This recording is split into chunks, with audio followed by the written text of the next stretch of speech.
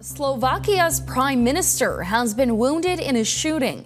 Local reports say Robert Fico was shot several times in the stomach in the town of Handlova, where he was meeting supporters. A spokesperson for his office claims it was an assassination attempt, and he is currently in critical condition at hospital.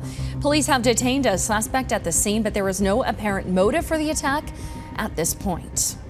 Ja som počula 3, ale možno mohli by to za sebou nejako. Ako keď delobuchy stúpate na delobuk. Videli ste nejaké zranenie? Hej. Videli ste krv? Videla som také škrabnutie tuto na hlave, jak padol mi pred tú zábranu. Premiér. Ja myslím, že je to zlý sen. Ja vám poviem tak, že zobudím sa z tohto pravdepodobne dušom. Že to nemôže na Slovensku toto sa stať. Som šokovaná. Všetci sme šokovaní z hrozného a zákerného útoku na premiéra Roberta Fica.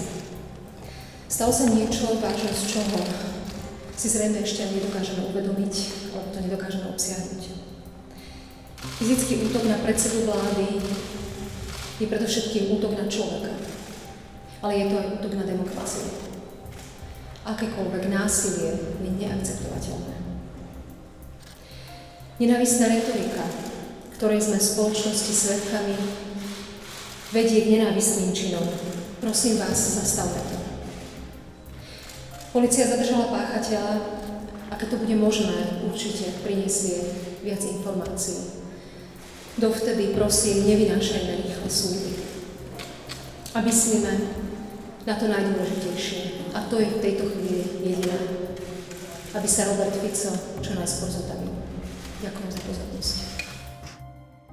Táto eskalácia, ktorá prebieha v spoločnosti, môže naozaj viesť k tomu, čo zažívame aj v súčasnej situácii.